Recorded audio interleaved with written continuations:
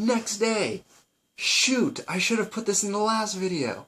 Alright, it was actually the same day.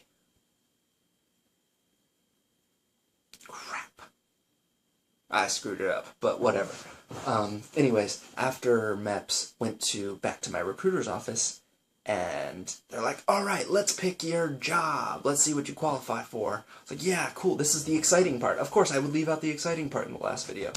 So, go back to the recruiter's office, and I am sitting there, and we're going through a list of what I qualify for based on my ASVAB test, which was the big test I took with all that stuff. And they're like, oh, wow, you qualify for a lot. And I was like, yeah.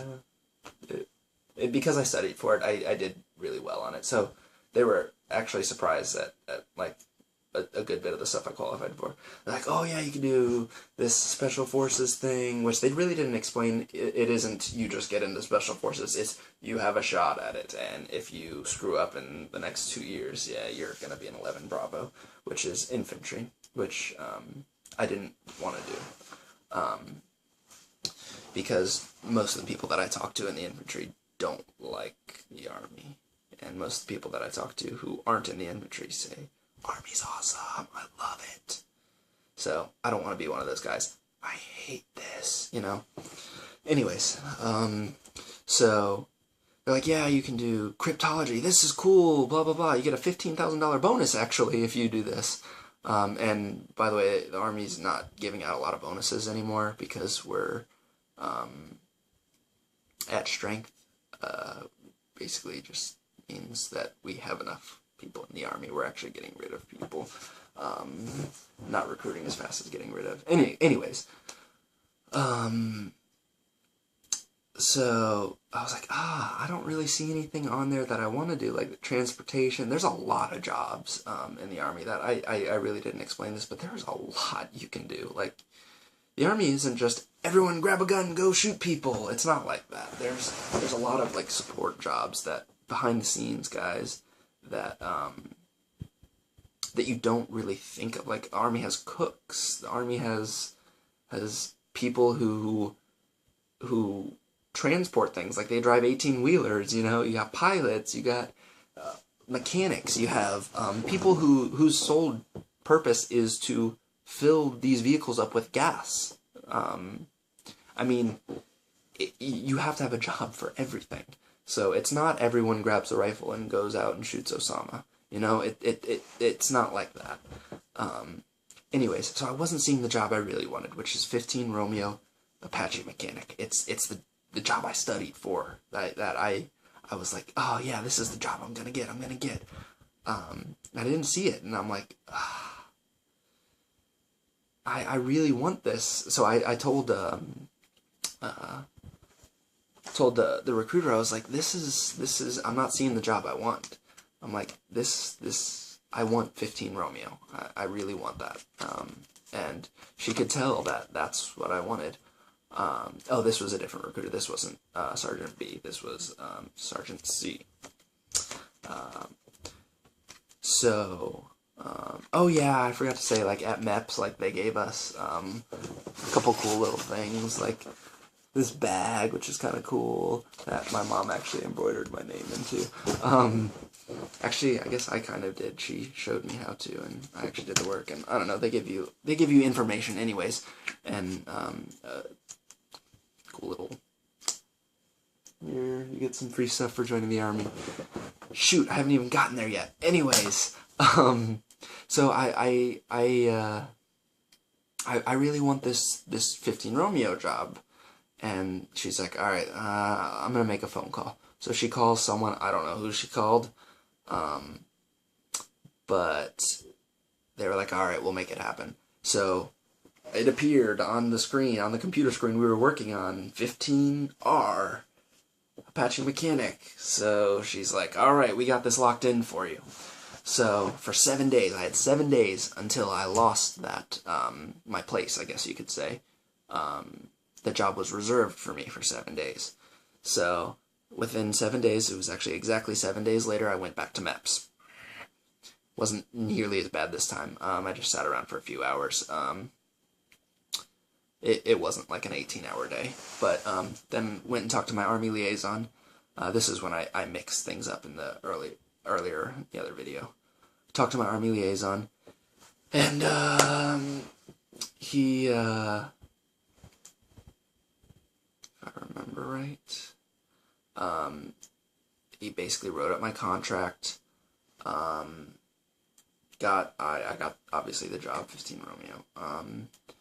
And I mean, really, this was, I don't remember much about this day. It was an exciting day, but I don't remember much. It was, I guess it was a little bit of sitting around, but we got out at like 1, like 10 to 1, I don't remember. So, yeah, he wrote up the contract. That's what it was. We kind of like went over like the last little bit of like, this is what you're going in as. You're going in as an E3, which is a private first class. Yeah, E1, which is, I guess, what most people go in as, which is basically, that's your basic, no college, nothing. I went in as an E3. Even though I have enough college credits for a bachelor's degree, I don't actually have the piece of paper that says, you have a degree in this field. So I don't get to go in as an E4. I go in as an E3 because I have a lot of college credits. I have more than double what they require, but I don't have that piece of paper. So, yeah, it goes private, private 2, private first class, and then you go in as a specialist if you have a bachelor's degree. So, anyways, I'm going in as an E3, which is private first class. Like, he nailed that down with me. Then I went and went up to the front desk, information, whatever. Anyways, so then I went to another area where they are like, this is literally your last chance. There's a lot of last chances. You are about to sign your contract. This is your last chance to tell us if there is anything. Everything on here is correct. All of this is punishable by law. I mean, I was honest, so I wasn't worried about that. Yeah, so went through all that, got like all my fingerprints taken like 10 times, like all of my fingers. Like they do like the roll thing. I don't know. They do it for like all your fingers. It's kind of cool actually. Then I went back to no, I lied. I was done with the liaison. Then I went back to this room. And then they're like, all right, we're going to do a swear-in ceremony for these people. You're going to be in the next one, blah, blah, blah. So, like, I got my contract. Oh, yeah, he went over, the guy who did my fingerprints, like, I think he went over my contract. I think it was him who went over my contract with me. Basically, 6 years active duty, 2 years reserves. Basically, what that means is 6 years, it's going to be my full-time job, the Army. Army Reserves is basically when you go in like 1 weekend a month or 2 weekends a month, depending on the time of year, and you gotta do drill and whatnot. It's not like your typical active duty every day. This is your job, Army. You can have other jobs and whatnot. Anyway, I don't know that far, or you can renew your contract at the end of the 6 years and stay active. I'm not there yet, so we'll wait and see what my experience is like. Anyways, so yeah, then went in to swear-in room. Had to do we stood at attention, parade rest. We learned that crash course kind of a thing. The captain, he was actually an Army captain, came in, and which is an officer position for those of you who don't know. Came in, raise your right hand, blah, blah, blah. I'm not trying to belittle it, but we swore in. Then we went into the next room, and he's like, all right, now you're actually signing your contract. So we signed our contract with our fingerprint, and then he said, welcome to, for me it was the Army, for people who were in the Air Force and Navy and Marines, Coast Guard. So, yeah, basically, welcome to the U.S. Army, private, kind of. That was that. Turned my packet into the liaison, walked out, went home. That was the end of MEPS so far for me.